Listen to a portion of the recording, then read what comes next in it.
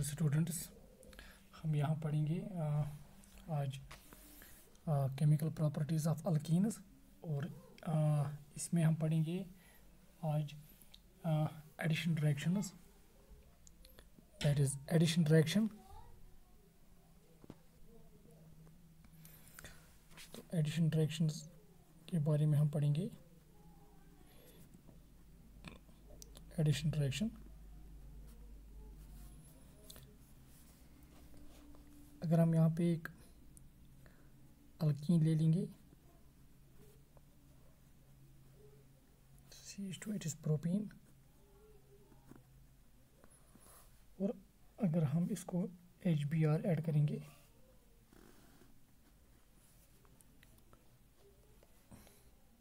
Is having the delta positive delta negative charge, तो ये Br किस डबल बॉन्डेड कार्बन को अटैच होगा, that is decided by, that can be decided on the base of Markovnikov's rule. तो Markovnikov's rule क्या कहता है, जो आप ऐड जो मॉलिक्यूल कर रहे हैं, that is the adding molecule, it's also called addendum. The negative part of this addendum goes to that double bonded carbon which is least number of hydrogens.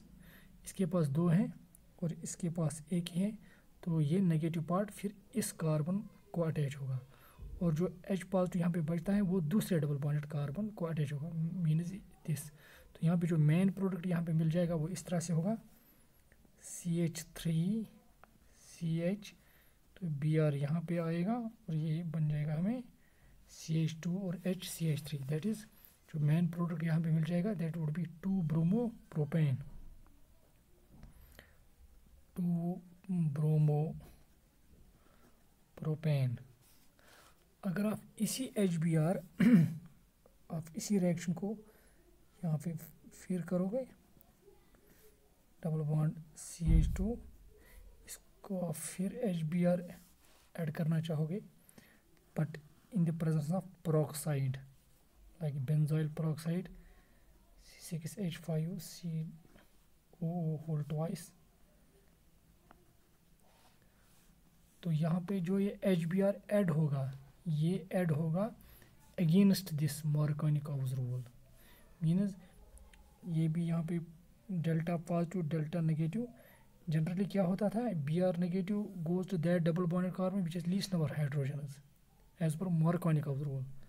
मगर अगर आप पेरोक्साइड के प्रेजेंस में HBr इस unsymmetrical alkyne को add कर रहे हैं, तो ये Br नेगेटिव मार्कोनिकोव्स रूल के अपोजिट में यहाँ पे ऐड होगा, मीन्स यहाँ पे Br नेगेटिव उस डबल बॉन्डेड कार्बन को अटैच होगा जिसके पास नंबर ऑफ हाइड्रोजन्स ज़्यादा होंगे। तो Br नेगेटिव यहाँ पे होगा, H यहाँ, तो हमारा जो प्रोडक्ट यहाँ पे मिल जाएगा वो इस तरह से CH3 CH2, क्योंकि H अब इसको और Br इसको, ये बन जाएगा CH और H CH2 Br। तो यहाँ पे प्रोडक्ट हमें मिल जाएगा 1 ब्रोमो प्रोपेन,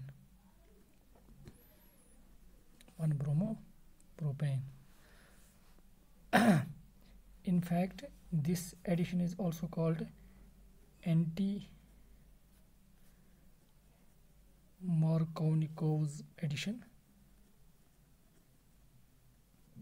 और जब आप HBr इस अनसिमेट्रिकल अल्कीन को ऐड कर रहे हैं इन the presence of peroxide, then this HBr adds to this unsymmetrical alkene against the Markovnikov's rule, and this is called peroxide effect।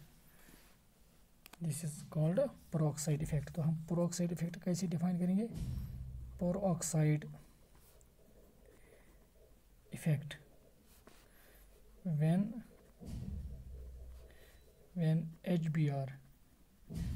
HBr is added to unsymmetrical alkene, when HBr is added to unsymmetrical alkene, it gets added against the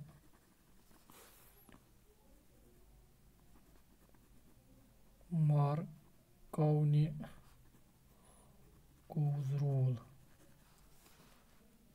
It gets added against the Markovnikov's rule, and this is called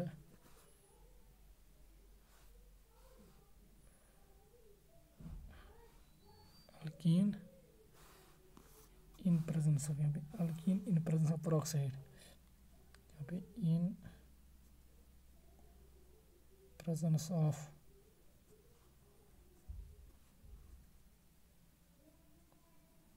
peroxide. An HBr is added to unsymmetrical alkene in presence of peroxide. It gets added against the Markovnikov's rule, and this is called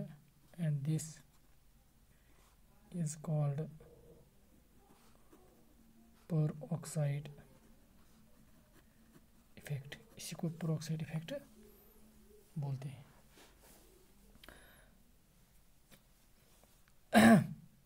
तो ये peroxide effect मैं फिर यहाँ पे पढ़ना चाहूँगा. When HBr is added to unsymmetrical alkene in presence of peroxide, it gets added against the Markovnikov's rule, and this is called peroxide effect. जो मैंने यहाँ पे reaction दिखाई है. This reaction shows the peroxide effect. तो यहाँ पे important point है, ये सिर्फ HBr के ये जो peroxide effect है ये सिर्फ HBr दिखाता है, HCl नहीं, HF भी नहीं और HI भी नहीं, सिर्फ HBr के साथ ये peroxide effect पाया जाता है. तो जिसके बारे में हम आगे बताएंगे क्यों ये HBr के साथ ही ये peroxide effect पाया जाता है. तो अगर आप इस रिएक्शन का मैकेनिज्म देखेंगे, you will find in fact this reaction जहाँ पे peroxide effect होता है, it occurs through free radical mechanism. तो मैकेनिज्म हम इसका यहाँ पे बताना चाहेंगे. मैकेनिज्म peroxide इफेक्ट का, जो peroxide इफेक्ट है इसका हम मैकेनिज्म बताना चाहेंगे.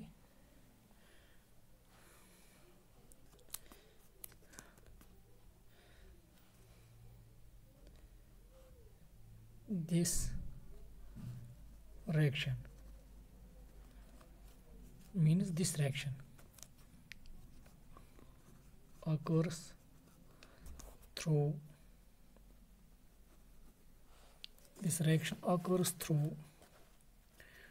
free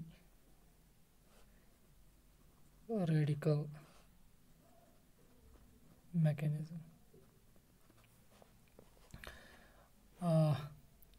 फर्स्ट पॉइंट इस रिएक्शन के बारे में, ये जो रिएक्शन जो हम कर रहे हैं इन द प्रेजेंस ऑफ peroxides, तो ये रिएक्शन किस मैकेनिज्म के तहत होती हैं, that is a free radical mechanism. और इसके 3 स्टेप्स हैं. तो जो इसकी 3 स्टेप्स हैं, इट कंसिस्ट्स ऑफ 3 स्टेप्स. पहले step that is initiation.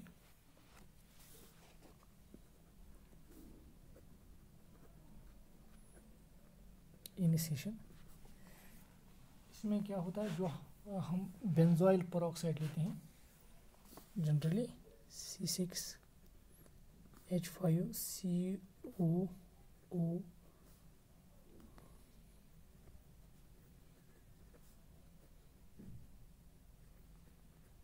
H5, it is benzoyl peroxide. Due to heating what happens, यहाँ पे homolytic fission होता है. यहाँ पे जो ये बॉन्ड है, it undergoes homolytic fission.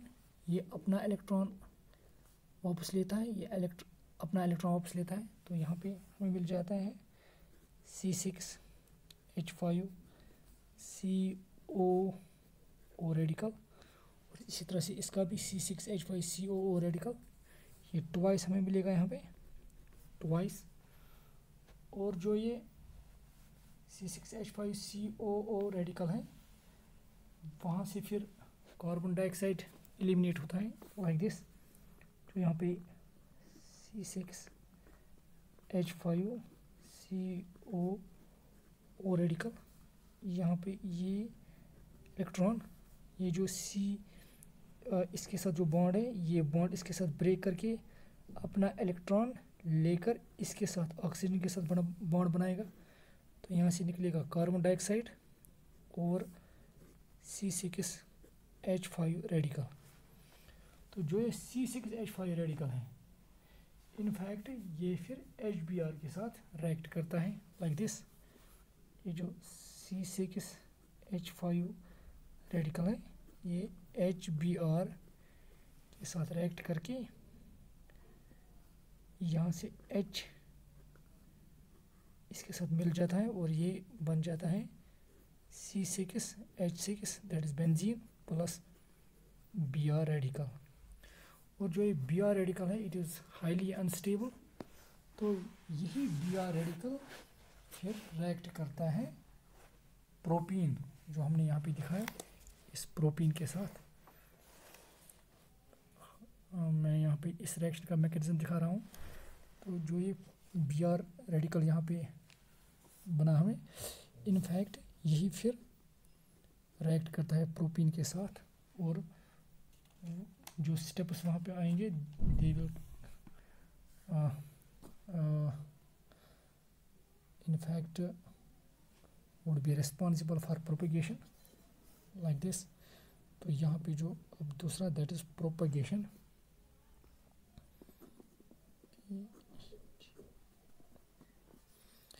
इसमें क्या होगा, जो CH3CH डबल बॉन्ड CH2 है, इसको अब Br रेडिकल ऐड होगा।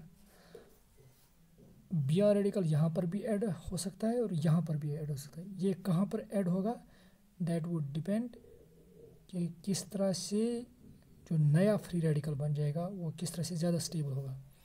अगर Br रेडिकल यहाँ पे ऐड होगा तो ये अपना इलेक्ट्रॉन ले लेगा, ये अपना इसका इलेक्ट्रॉन इसके साथ मिलकर ये बनाएगा CH3CH, ये फिर रेडिकल बन जाएगा, ये बन जाएगा CH2Br। क्योंकि जो अगर ये पाई बॉन्ड ब्रेक होकर ये अपना इलेक्ट्रॉन लेगा, ये अपना इलेक्ट्रॉन, इसका इलेक्ट्रॉन फिर Br के साथ, जिस तरह से यहाँ पे दिखाया, तो फ्री रेडिकल यहाँ पे बन जाएगा। एक और तरीका है, अगर Br रेडिकल इस कार्बन के साथ अटैच हुआ तो ये अपना इलेक्ट्रॉन लेकर वो इलेक्ट्रॉन Br के साथ, तो फ्री रेडिकल यहाँ पे बन जाएगा इस तरह से CH3CH Br CH2 रेडिकल। इन दो, अब दो किस्म के रेडिकल यहाँ पे बनेंगे। इन दो रेडिकल्स में कौन सा रेडिकल ज़्यादा स्टेबल होगा वही बनेगा। इनफैक्ट अगर आप देखेंगे, दिस कार्बन जो यहाँ पे फ्री रेडिकल कार्बन है, it is directly attached to 2 carbons, so it is secondary free radical. अगर आप ये देखेंगे, this free radical carbon, it is directly attached to only 1 carbon, so it is primary free radical. तो हमें पता है secondary free radicals are more stable than primary free radicals, and that is why यही free radical यहाँ पे बन जाता है। तो ये नहीं बन जाता है because of it is unstability. It is stable, secondary free radical is more stable than primary, that is why यहाँ पे जो फ्री रेडिकल बनता है वो ये बन जाता है। तो अब जो इसकी, अब ये क्या करेगा, जो यहाँ पे फ्री रेडिकल है, फ्री रेडिकल तो अनस्टेबल होते हैं, तो ये फिर इस तरह से मैं दिखाऊंगा, CH3CH फ्री रेडिकल CH2Br, ये दूसरे HBr मॉलिक्यूल के साथ रिएक्ट करके यहाँ पे ये रेडिकल, ये यहाँ से H रेडिकल निकाल कर ये इसको ऐड हो जाएगा इस तरह से CH3CH2, क्योंकि यहाँ पे H तो है, ये रेडिकल और H रेडिकल, ये बन जाएगा CH2Br, और यहाँ पे Br रेडिकल फिर बन जाएगा। Br रेडिकल इसी तरह से इसको फिर ऐड हो जाएगा, बन जाएगा ये, और ये जो बनेगा इस तरह से ये HBr के साथ फिर रिएक्ट करेगा, ये प्रोडक्ट बनेगा 1 ब्रोमोप्रोपेन और Br रेडिकल, तो ये फिर रिपीट होंगे। तो इस तरह से ये दो स्टेप्स रिपीट होंगे that is why these two steps come under the propagation. तो अगर ये फिर बी आर रेडिकल्स बनते जाएंगे तो इसका मतलब है कि रिएक्शन स्टॉप ही नहीं होगी, but at last the reaction stops. तो जिसको हम टर्मिनेशन स्टेप्स में दिखाते हैं, टर्मिनेशन कैसी होती है इसकी, टर्मिनेशन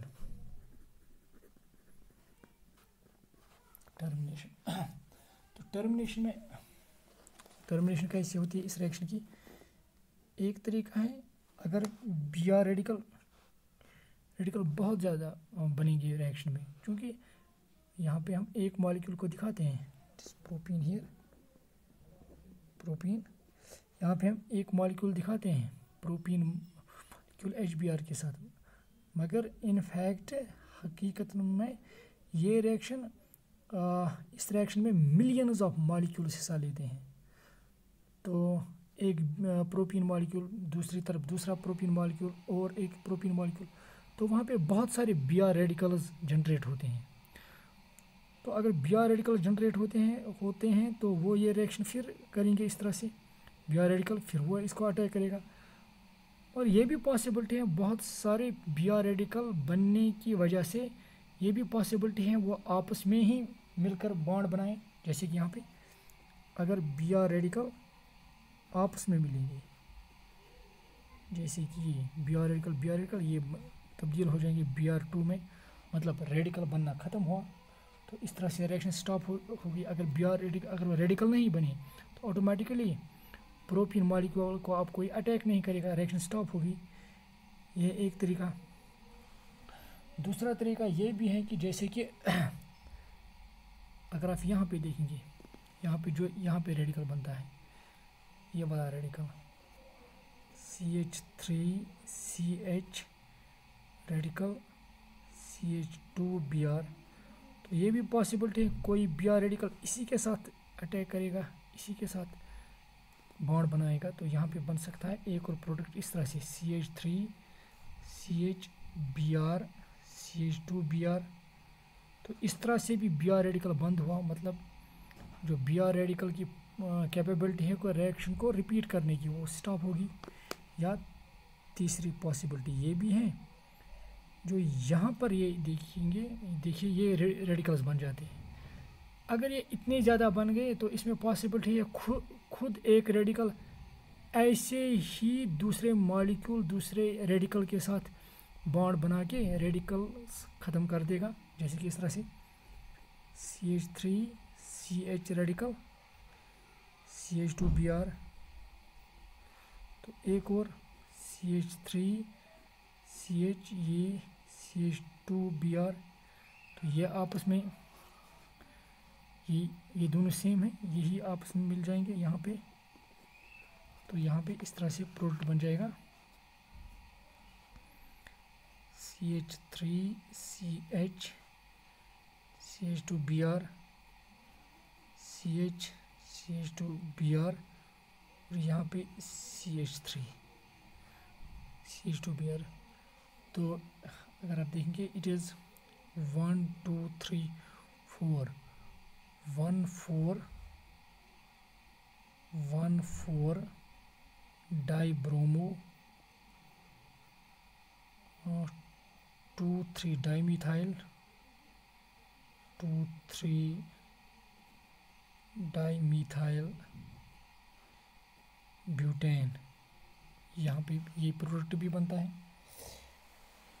तो ये था मैकेनिज़्म कैसे HBr ऐड होता है प्रोपीन मॉलिक्यूल को इन द प्रेजेंस ऑफ पेरोक्साइड्स। ये था इसका मैकेनिज़्म। तो एक और इम्पॉर्टेंट चीज़ है यहाँ पे जो मैंने कहा कि ये जो पेरोक्साइड इफ़ेक्ट है ये सिर्फ HBr को ही एप्लीकेबल है। अगर आप HCl HI को ले लेंगे तो वहाँ पे पेरोक्साइड इफ़ेक्ट नहीं होता है। मतलब वो रिएक्शन जहाँ पे HCl आप ले लेंगे, HF ले लेंगे, HI ले लेंगे, वो फ्री रेडिकल मैकेनिज्म के ज़रिए नहीं होती है वो रिएक्शन, वो इनफैक्ट होती हैं दैट इन्वॉल्व्स कार्बोकेटायन फॉर्मेशन, जो इससे पहले आपने देखी होगी।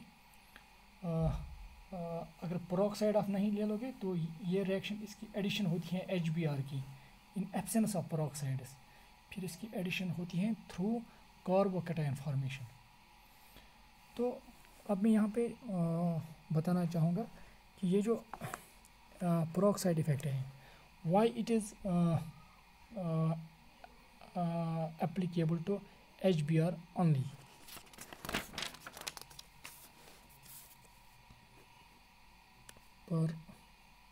Peroxide effect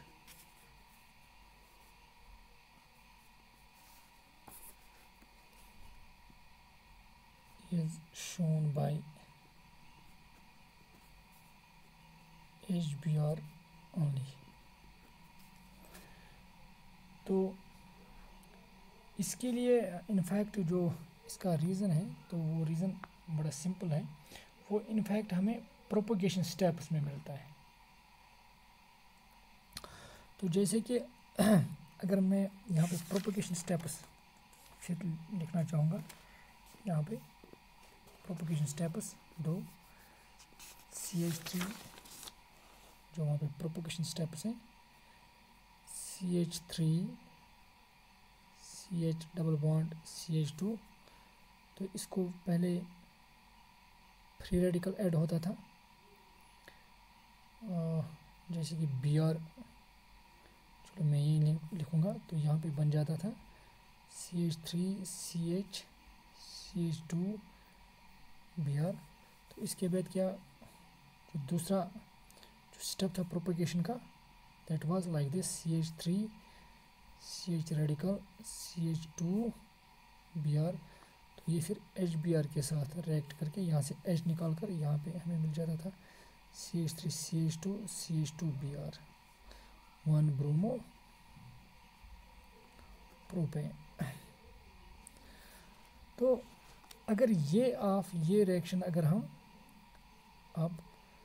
अगर यहाँ पे हम HF इस्तेमाल करते हैं, तो जो स्टेप फर्स्ट है, यहाँ पे स्टेप फर्स्ट, यहाँ पे मैं लिखूँगा स्टेप सेकंड, यही और स्टेप फर्स्ट। अगर हम HF ले लेंगे तो यहाँ पे फिर Br रेडिकल के बदले F रेडिकल होता, ठीक था। तो F रेडिकल ईजिली इसको ऐड होता, इसी तरह से वहाँ पे बन जाता हमें CH3 CH CH2 F, ठीक है ना। तो जो दूसरा स्टेप था, तो यहाँ पे HBr के बदले HF होता, तो वहाँ से जो H को एक्सट्रैक्ट करना है, क्योंकि जो HF बॉन्ड है, अगर ये HF होता यहाँ पे, अगर ये HF बॉन्ड, तो बॉन्ड स्ट्रॉन्ग है, तो यहाँ से H को अलग करना, और वो H इसके साथ फिर रिएक्ट करता, तो HF बॉन्ड को ब्रेक करना बहुत ही मुश्किल है, जिसकी वजह से HF में जो ये सेकंड स्टेप है, इट इज़ इंडोथर्मिक, और इंडोथर्मिक होने की वजह से HF addition do not occur through this mechanism. मतलब इसमें जो पहला स्टेप है, यहाँ पे F रेडिकल होता, तो F रेडिकल इसको ईजिली, जब F रेडिकल है, F is having a small size, उसका इस प्रोपीन को ऐड होना, that is highly exothermic. Exothermic मतलब ये फेवरेबल स्टेप है HF के लिए, तो ये फेवरेबल है।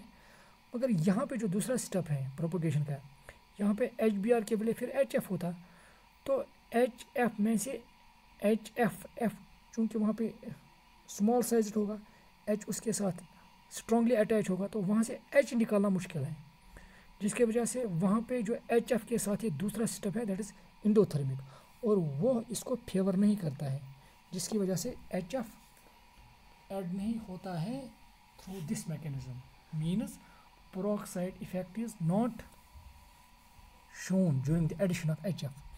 इसी तरह से अगर आप HCl ले लोगे, HCl, तो यहाँ पे पहले स्टेप पे क्या होता है, यहाँ Cl, और जो Cl है वो F से थोड़ा बड़ा है, और जितना बड़ा होगा बॉन्ड थोड़ा वीक होगा, मगर Cl इतना बड़ा है कि जो यहाँ पे बॉन्ड बनता है वो उतना स्ट्रांग बनता है, जिसकी वजह से ये स्टेप भी हाईली एक्सोथर्मिक है। मतलब Cl रेडिकल बहुत अच्छी तरह से, बहुत स्ट्रांगली इसके साथ बॉन्ड बनाता है। That is Y with HCl this step is also exothermic, मतलब इट इज़ फेवरेबल स्टेप। मगर यहाँ पे क्या होगा, HCl, तो Cl और H के दरमियान again the bond is very much strong, तो HCl से H को निकालना again it is very much difficult, this step is again endothermic. तो ये स्टेप HCl के साथ फेवरेबल नहीं, जिसकी वजह से HCl भी पेरोक्साइड इफेक्ट नहीं दिखाता है। अब तीसरा, अगर आप देखेंगे HBr, तो यहाँ पे क्या है Br, जो यहाँ पे मैंने रिएक्शन दिखाई है, Br का ऐड होना पहला step, it is again exothermic, तो इट इज़ फेवरेबल। और यहाँ पे HBr, Br चूँकि Cl से भी बड़ा है तो बॉन्ड यहाँ पे वीक होगा, और अगर बॉन्ड वीक होगा इसको ब्रेक करना थोड़ा आसान है, जिसकी वजह से जो फिर नया बॉन्ड बनता है, जो नया बॉन्ड बनता है, ये इस बॉन्ड को ब्रेक करने में उतनी एनर्जी नहीं निकलती है जितनी एनर्जी फिर रिलीज़ होती है H और इसके दरमियान बॉन्ड बनने से। तो HBr के साथ दूसरा स्टेप भी इट इज़ ऑल्सो एक्सोथर्मिक, तो both steps are favourable with HBr, that is why HBr shows the peroxide effect. तो अगर यहाँ पे आप HI आप ले लोगे, यहाँ पे होगा I रेडिकल, तो जो I रेडिकल है, क्योंकि I का साइज़ बहुत ही बड़ा है, तो इसको ऐड होने के लिए इसको पहले बॉन्ड ब्रेक करना है, फिर इसको ऐड होगा, तो वहाँ पे पहला ही स्टेप जो है दैट इज़ इंडोथर्मिक, क्योंकि I रेडिकल को इसके साथ बॉन्ड बनाने में जो एनर्जी रिलीज़ होगी वो कम होगी बनिस्बती जो एनर्जी आपको लगेगी ये पाई बॉन्ड ब्रेक करने में। पाई बॉन्ड ब्रेक करने में ज़्यादा एनर्जी लगेगी, I रेडिकल को इसके साथ बॉन्ड बनाने पर एनर्जी कम निकलेगी, तो इसका मतलब ओवरऑल एनर्जी यहाँ से ही देनी है। So with HI the first step is endothermic, तो पहला ही स्टेप फेवर नहीं करता है, जिसकी वजह से पेरोक्साइड इफेक्ट न तो HF दिखाता है, न HCl दिखाता है, न HI दिखाता है, सिर्फ HBr दिखाता है। तो ये था why this peroxide effect is shown by only this HBr. Now one more reaction, that is addition of the elements of hypohalous acids. एक और रिएक्शन है addition of the elements of hypohalous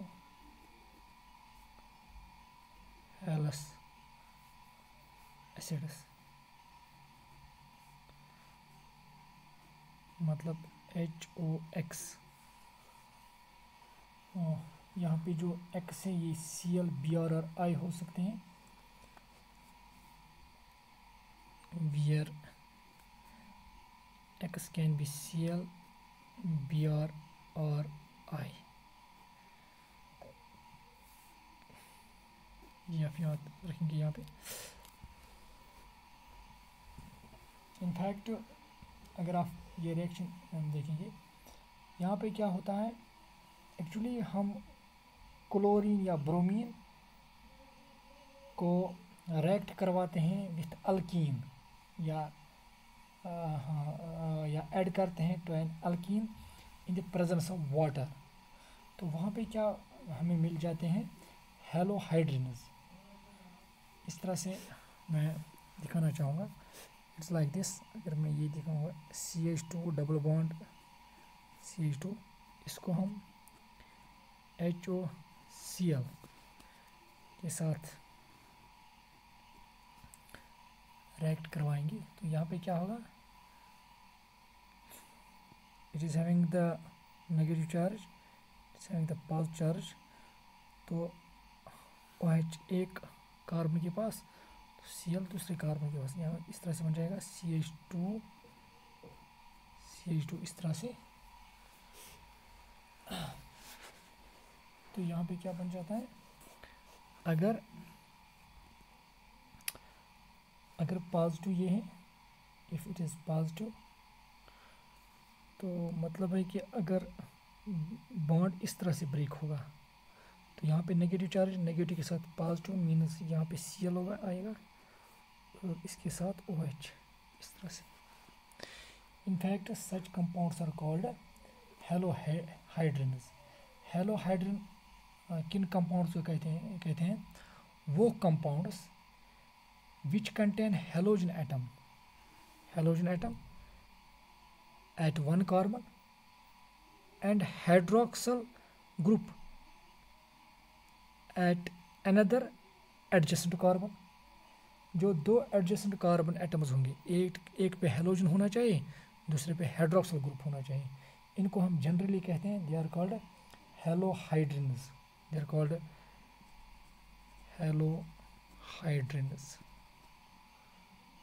it is halohydrin. तो अगर हम इसका नाम बताएंगे, it is 2-chloro ethanol, 2-chloro ethanol, it's 2-chloro ethanol। तो इनफैक्ट इस रिएक्शन को आप या इस तरह से भी लिखोगे Cl2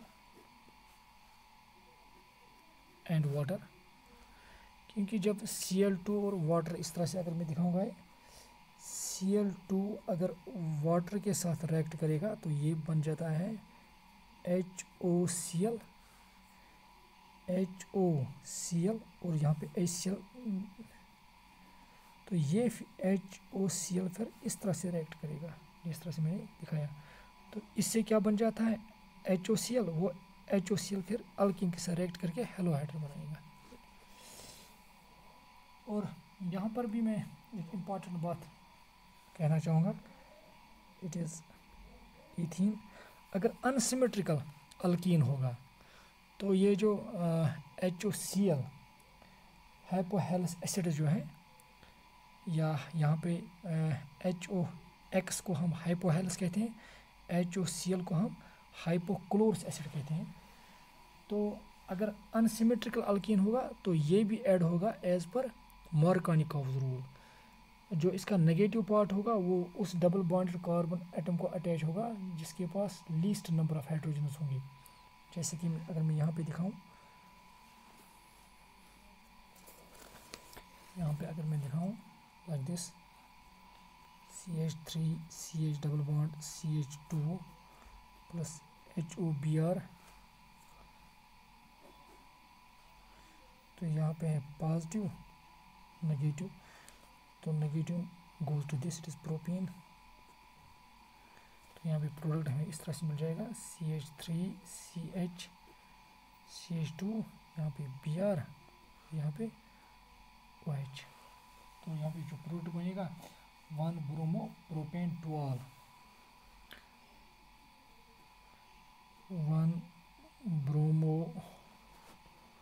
1-bromo propane toluol, ये प्रोडक्ट हमें मिल जाएगा। इसी तरह से एडिशन ऑफ सल्फ्यूरिक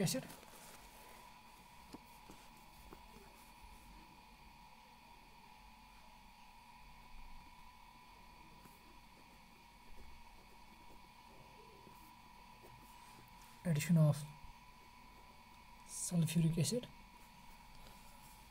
अगर हम कोल्ड कंसनट्रेटेड सल्फ्यूरिक एसिड को लाएंगे और इसको हम ऐड करेंगे टू अल्कीन, तो हमें मिल जाएगी वहाँ पे अल्काइल हाइड्रोजन सल्फेट्स, जैसे कि इस तरह से। अगर हम अल्कीन ले लेंगे यहाँ पे इथीन और इसको हम रिएक्ट करवाएंगे with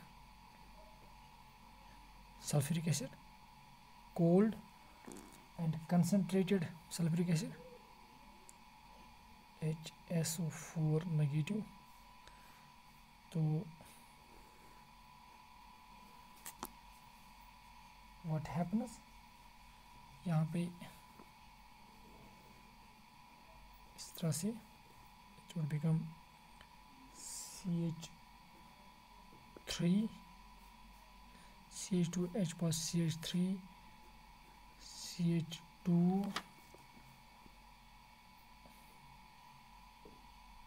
O SO3H, OSO3H. It is ethyl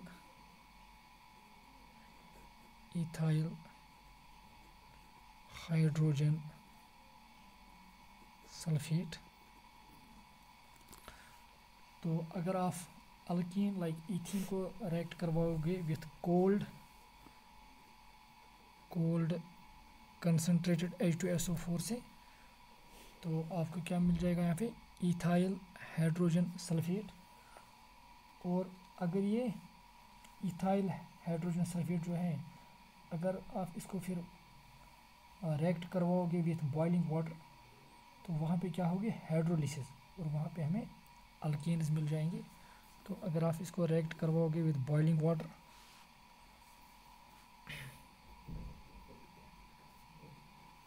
यहाँ पे हाइड्रोलिसिस होगी, तो यहाँ पे क्या बन जाएगा CH3 CH2OH like this, CH3 CH2OH, that is ethanol,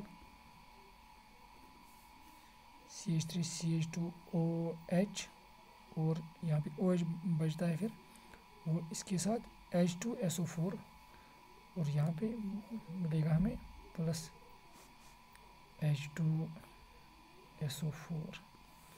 तो इस तरह से हमें अल्कोहल्स मिल जाएंगे।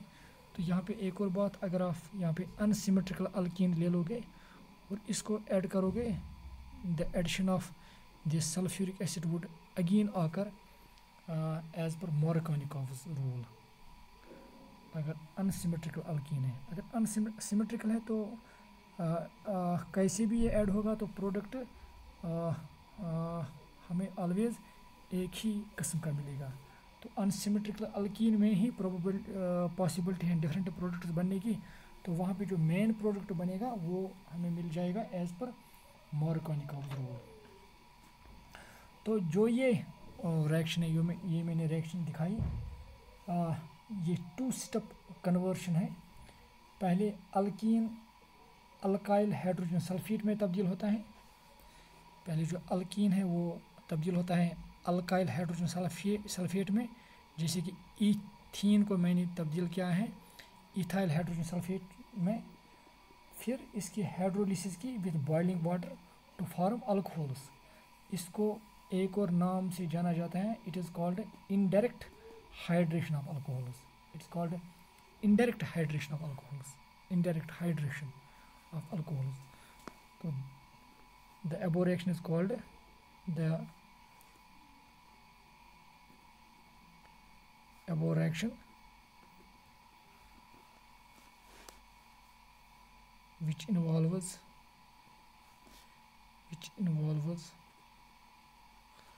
first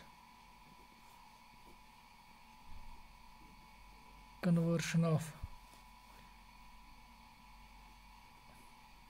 alkene into alkyl hydrogen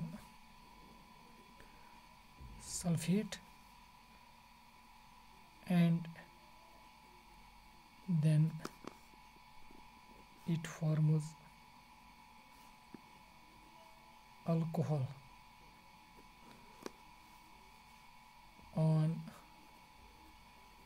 hydrolysis with boiling water. The above reaction, which involves first conversion of alkene into alkyl hydrogen sulfate, and then it forms alcohol on hydrolysis with boiling water, is called indirect hydration of alcohols. Indirect hydration of alcohols.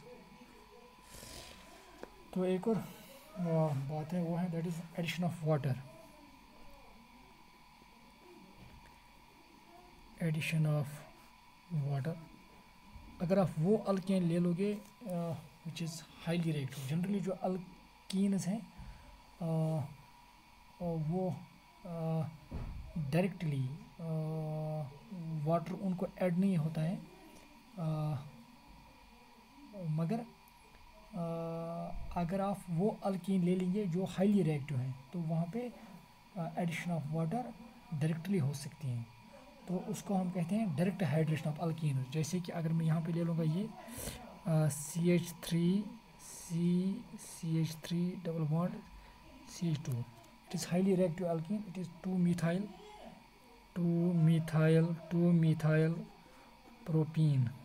propene। तो अगर यहाँ पे आप it is negative, यहाँ पे direct addition of water होती है, तो यहाँ पे अगेन मार्कोनिकॉव्स रूल के हिसाब से the negative part of this water goes to that double bond carbon which is least number of hydrogens, it has none, it has 2, तो डबल बॉन्ड तो OH यहाँ पे आएगा। तो इस तरह से CH3 OH CH3, तो इट इज़ डायरेक्ट एडिशन, तो हमें मिल जाएगा यहाँ पे 2-methyl propane toll, 2-methyl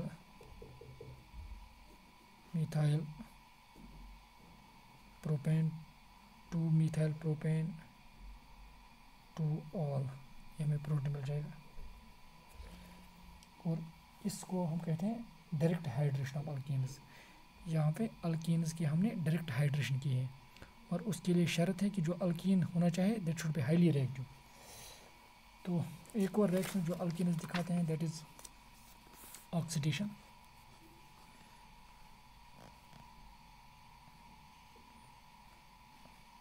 oxidation of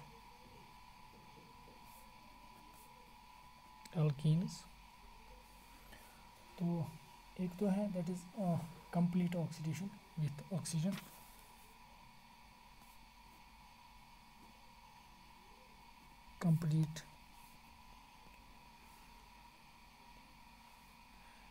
complete oxidation with oxygen और एयर, जिसको हम कंबशन कहते हैं। तो अगर हम ये रिएक्शन दिखाएंगे, अगर हम ईथीन को ले लेंगे यहाँ पे और इसको इसकी कंबशन करेंगे, तो what will happen, we will get carbon dioxide, water and in fact lot of heat, energy. यहाँ पे एनर्जी हमें मिल जाएगी,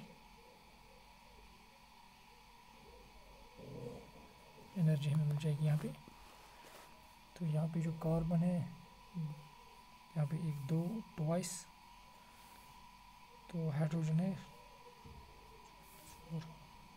2 टाइम्स, ऑक्सीजन 2 4 3 टाइम्स। तो ये है ईथीन। तो ईथीन किस में तब्दील होगा, कार्बन डाइऑक्साइड वाटर में, और वहाँ पे बहुत सारी एनर्जी मिलेगी। तो ये जो अल्कीन ईथीन है, जो इसकी कंबशन है इट इज़ हाईली एक्सोथर्मिक, और यहाँ पे जो प्रोडक्ट्स हमें मिलते हैं वो तो एक कार्बन डाइऑक्साइड मिलता है और वाटर। और इसी तरह से एक और तरीका है हम इन अल्कीन्स की, हम इनकी ऑक्सीडेशन करते हैं with oxidising agents, means by controlled oxidation. तो दूसरा है कंट्रोल्ड ऑक्सीडेशन। एक तरीका है हम एक कंट्रोल्ड ऑक्सीडेशन किस तरह से करते हैं विथ ऑक्सीजन।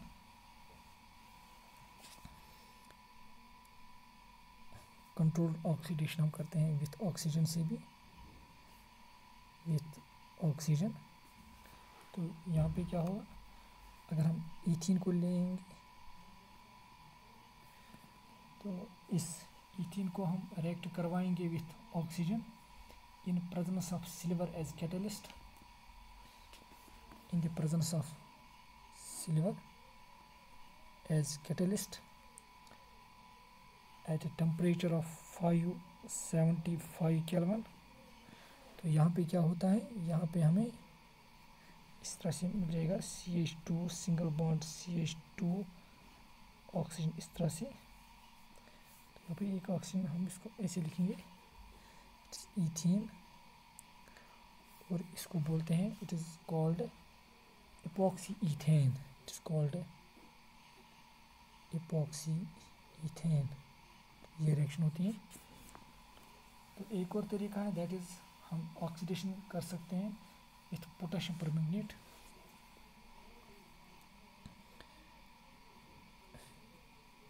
विथ पोटेशियम पर मैग्नेट। तो अगर हम कोल्ड डाइल्यूट न्यूट्रल और अल्कलाइन KMnO4 के ले लेंगे,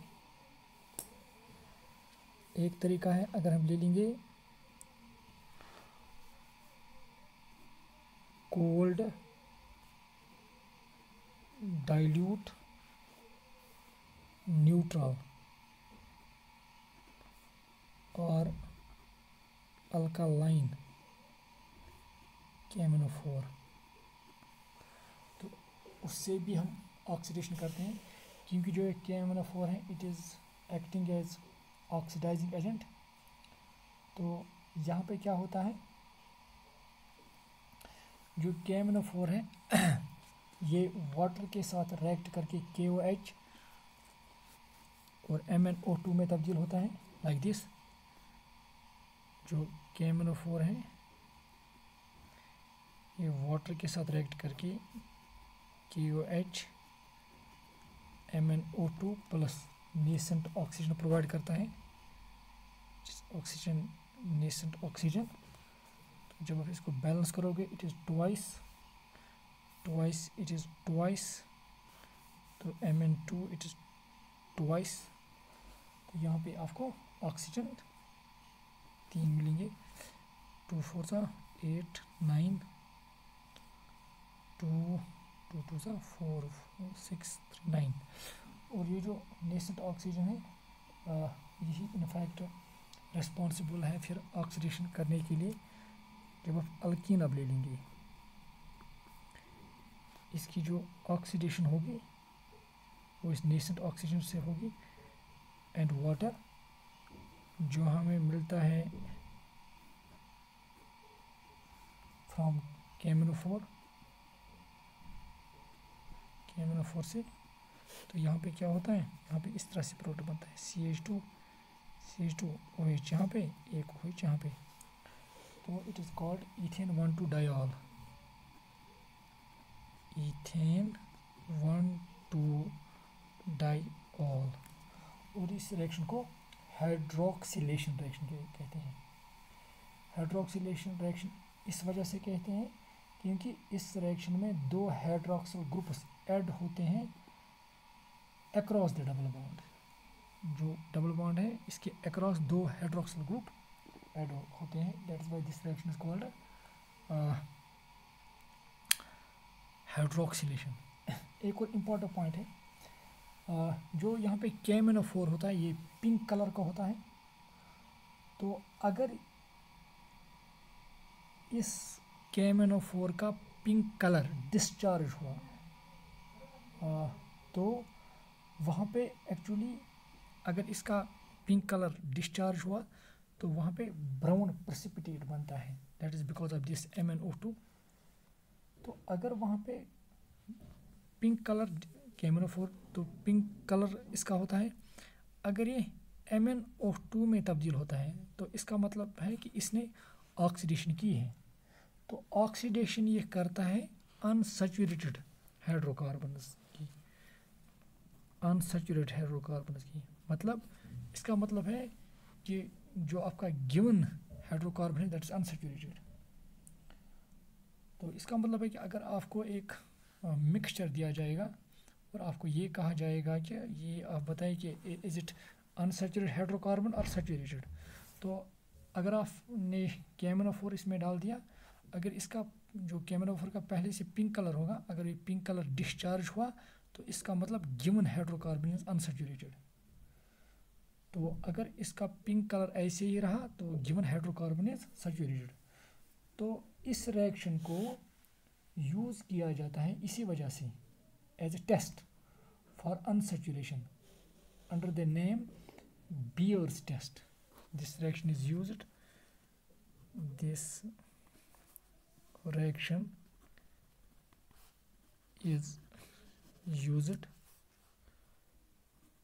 as a test under the name Beer's test, BAEY, Beer's test। ये आप याद रखेंगे। आप एक और तरीका है, अगर आप हॉट KMnO4 सोल्यूशन ले लेंगे तो विथ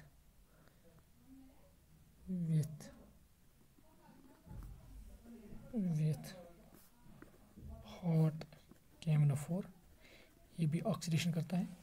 तो इसमें एक इम्पॉर्टेंट पॉइंट है, ये क्लीवेज करता है कार्बन कार्बन डबल बॉन्ड की, कार्बन डबल बॉन्ड की, जैसे कि यहाँ पे CH2 डबल बॉन्ड CH2, तो ये क्लीवेज करेगा।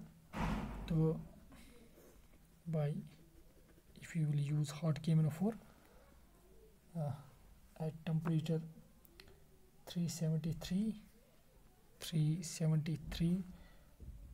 to 383 केल्विन पर, तो यहाँ पे क्या होगा, ये जो इसकी ऑक्सीडेशन होगी तो ये तब्दील हो जाएगा कार्बोक्सिलिक एसिड में, HCOH, इस तरह से HCOH, और ये भी HCOH मीन्स ट्वाइस HCO, इस तरह से HCOOH कार्बोक्सिलिक एसिड, और इसका भी इस तरह से। तो यहाँ पे कितने ऑक्सीजन आपको चाहिए, 2, और यहाँ पे 2, दैट मीन्स यहाँ पे 4 ऑक्सीजन, और ये ऑक्सीजन प्रोवाइड करिएगा KMnO4। तो इनफैक्ट जो यहाँ पे कार्बोक्सिलिक एसिड बनता है दैट इज़ फॉर्मिक एसिड, ये फिर तब्दील हो जाता है कार्बन डाइऑक्साइड में, ये कार्बन डाइऑक्साइड में तब्दील होगा, और ये वाटर में H2O। तो यहाँ पे twice carbon dioxide twice water में मिल जाएंगे यहाँ पे। और इसके लिए ऑक्सीजन चाहिए आपको, यहाँ पे हाइड्रोजन ऑक्सीजन है ट्वाइस, 2 टाइम्स ऑक्सीजन चाहिए आपको। तो एक और इम्पॉर्टेंट पॉइंट है, अगर आप यहाँ हमने इथीन लिया है, तो इसी तरह से अगर आप ये वाला अल्कीन ले लोगे, propene CH3 CH double bond CH2, it is propene, तो यहाँ पे क्या होगा, यहाँ पे क्लीवेज होगी,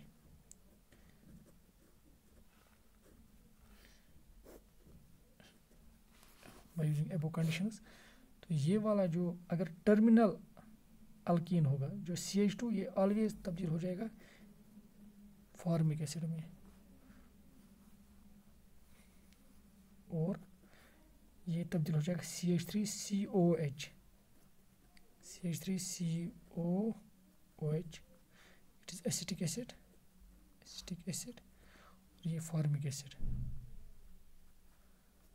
और फॉर्मिक एसिड फिर तब्दील हो जाएगा कार्बन डाइऑक्साइड प्लस वाटर में, इससे कार्बन डाइऑक्साइड और वाटर मिल जाता है,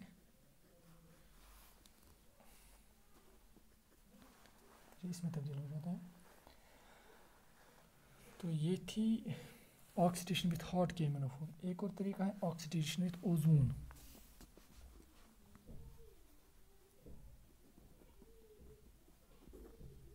ऑक्सीडेशन विथ ओजोन। तो यहाँ पे हम क्या करते हैं, अगर हम ओजोन को पास करें through a solution of an alkene in some inert solvent at low temperature, ये अल्कीन को ऑक्सीडाइज करके इसको ओजोनाइड में तब्दील करता है। लाइक दिस, अगर हम एक अल्कीन ले लेंगे लाइक दिस इथीन, और इस अल्कीन जो है इसके सॉल्यूशन में हम पास कर रहे हैं ओजोन। हम अल्कीन सॉल्यूशन लेते हैं और इस अल्कीन सॉल्यूशन के थ्रू हम पास करते हैं ओजोन। ये और जो ये सॉल्यूशन होता है अल्कीन का सॉल्यूशन, ये हम इनर्ट सॉल्वेंट्स में बनाते हैं लाइक CH2Cl2, CHCl3 और carbon tetrachloride eight low temperature. तो इससे क्या होता है, ये ओजोन इस अल्कीन को ओजोनाइड में तब्दील करता है। CH2Cl2 टेम्परेचर 190 जो टेम्परेचर है यहाँ पे दैट इज़ 196 टू 200 केल्विन। तो यहाँ पे इस तरह से ये CH2 इस तरह से, O इस तरह से, ये O इस तरह से, it is in fact called ozonide. ये इसको ऑक्सीडाइज करता है इस अल्कीन को ओजोनाइड में, और इसका नाम जो है it is ethene ozonide. Ethene ozonide. तो जो ये ओजोनाइड है, these are unstable and explosive compounds, therefore they are not usually isolated but are reduced during the reaction with zinc dust and water। इनको हम रिड्यूस करते हैं with zinc dust and water, zinc dust and water से। तो यहाँ पे क्या होगा, इनफैक्ट इस तरह से ये ऑक्सीजन जिंक के साथ निकलकर जिंक ऑक्साइड में तब्दील हो जाता है, और यहाँ पे ये हमें मिल जाता है HCHO,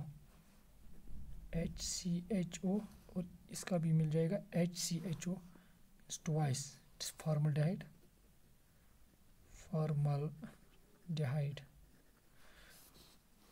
तो इस तरह से हमें एल्डिहाइड्स या यहाँ पे कीटोन्स मिलते हैं, या mixture of these aldehydes and ketones मिलते हैं।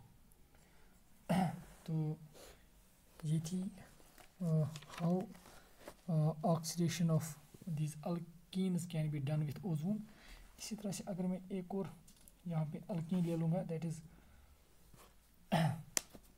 Propene, like this CH3CH double bond CH2 ozone under same conditions. Actually ये बॉन्ड आपको ब्रेक करना है, तो ये इस तरह से होगा CH3 इनफैक्ट ये है CH3CH, ये बॉन्ड ब्रेक होगा। यहाँ पे CH2, फिर ऑक्सीजन इसको साथ अटैच कीजिएगा, ऑक्सीजन ये इस तरह से, it is again called propene ozonide.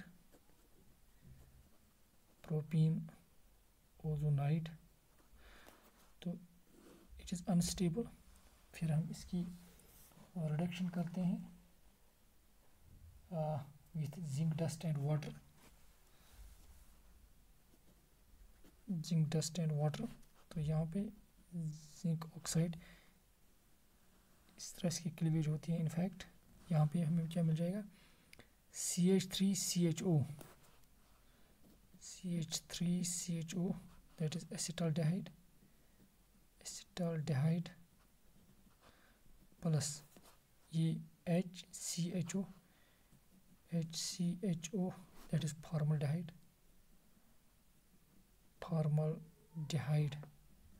तो यहाँ पे आप याद रखिएगा, अगर जो डबल बॉन्डेड कार्बन है, अगर इन कार्बन्स के साथ अटैच है किसी भी कार्बन के साथ H, तो वो एल्डिहाइड ही बनाएगा। अगर ये H आप रिप्लेस करोगे विथ अल्काइल ग्रुप CH3, तो फिर वो कीटोन में तब्दील हो जाएगा। वो वाला प्रोडक्ट उसका जो उस कार्बन से बनेगा जहाँ पे हाइड्रोजन नहीं होगी, तो वो कीटोन बनाएगा। जैसे कि अगर मैं ये भी एक रिएक्शन दिखाऊँ यहाँ पे, लाइक दिस CH3C CH3, इस तरह से CH3H, तो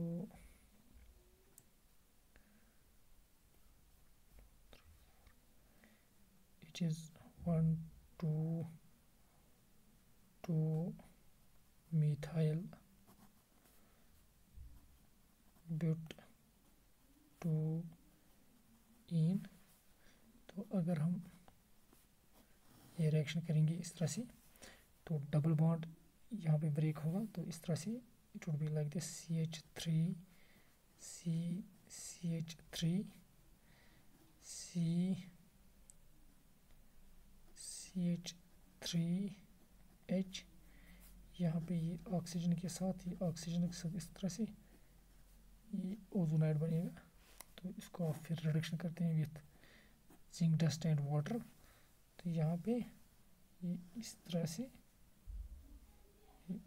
से, तो अब इस कार्बन के पास मत कोई हाइड्रोजन है, तो ये कीटोन में तब्दील हो जाएगा इस तरह से CH3COCH3, दैट इज एसीटोन, और ये CH3CHO दैट इज एसिटाल्डिहाइड। तो इस तरह से ये है ऑक्सीडेशन ऑफ दीज अल्कीन्स। एक और रिएक्शन है that is polymerisation reaction. Polymerisation reaction वो रिएक्शन होती हैं जहाँ पे छोटे छोटे मॉलिक्यूल्स, सिंपल मॉलिक्यूल्स एक दूसरे के साथ कंबाइन होकर एक बड़ा मॉलिक्यूल बनाते हैं हैविंग हाई मॉलिक्यूलर मास। जो छोटे छोटे जो मॉलिक्यूल, सिंपल मॉलिक्यूल्स एक दूसरे के साथ कंबाइन होते हैं उनको मोनोमर्स कहते हैं, और जो big molecule of high molecular mass वो बनाते हैं दैट इज़ कॉल्ड पॉलीमर, और प्रोसेस को पॉलीमराइजेशन कहते हैं। तो हम इस तरह से कहेंगे polymerisation is a process of combining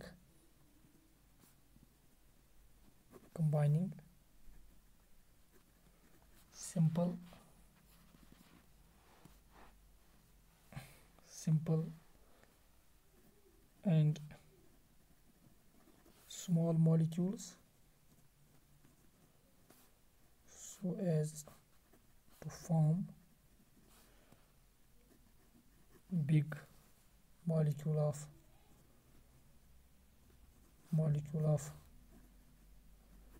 high molecular mass.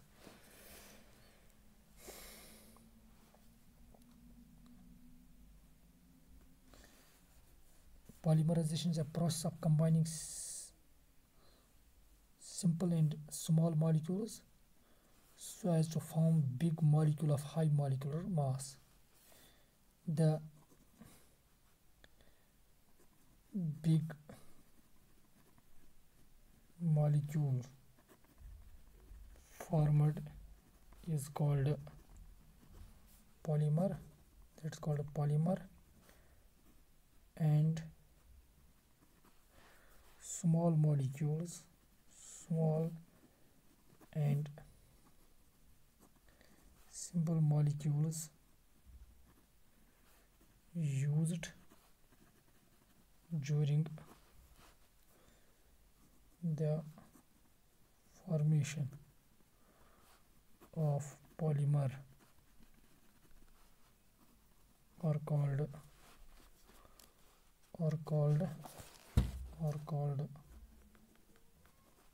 Monomers, उनको मोनोमर्स कहते हैं, दे आर कॉल्ड मोनोमर्स। आप याद रखेंगे यहाँ पे।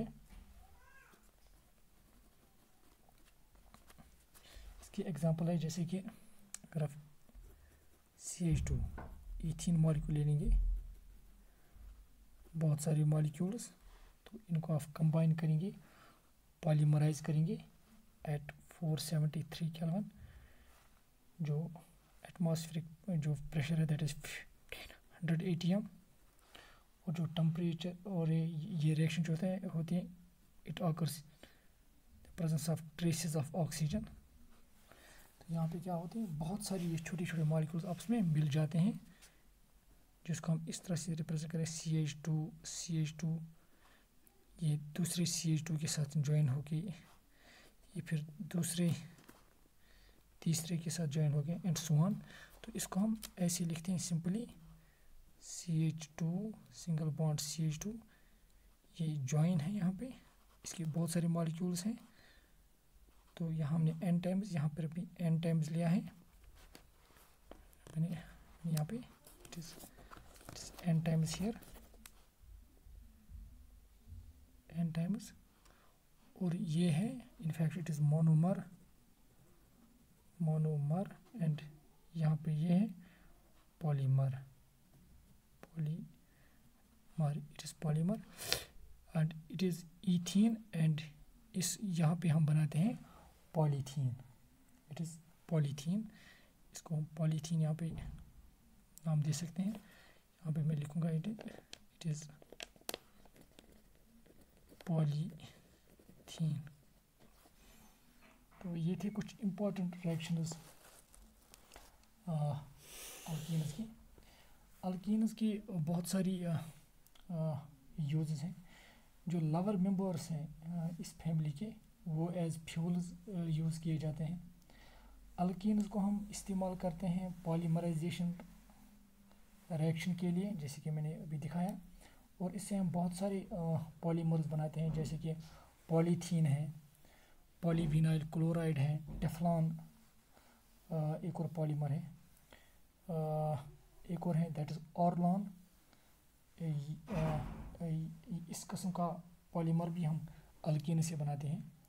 एक और इम्पोर्टेंस है इन अल्कीन्स की कि हम इनको इस्तेमाल करते हैं for the preparation of ethyl alcohol या इथाइलिन ग्लाइकॉल। ये ethylene glycol as anti freeze इस्तेमाल होता है, गाड़ियों में इस्तेमाल होता है। जनरली जो गाड़ियाँ सब 0 टेम्परेचर पे चलती हैं, तो वहाँ पे वाटर में इथाइलिन ग्लाइकॉल को हम इस्तेमाल करते हैं एज एंटी फ्रीज। एक और जो इथाइलिन या ईथीन, इसको हम यूज़ करते हैं फॉर आर्टिफिशियल राइपनिंग पर्पस के लिए। जो artificial ripening of green fruits है उसके लिए हम इस्तेमाल करते हैं ईथीन, उसे हम राइपनिंग करते हैं। एक और इम्पॉर्टेंट यूज़ है अल्कीन्स की कि इसको हम यूज़ करते हैं इन ऑक्सीजन इथाइलिन फ्लेम, जिससे हम क्या करते हैं, cutting and welding of metals. Thank you dear students.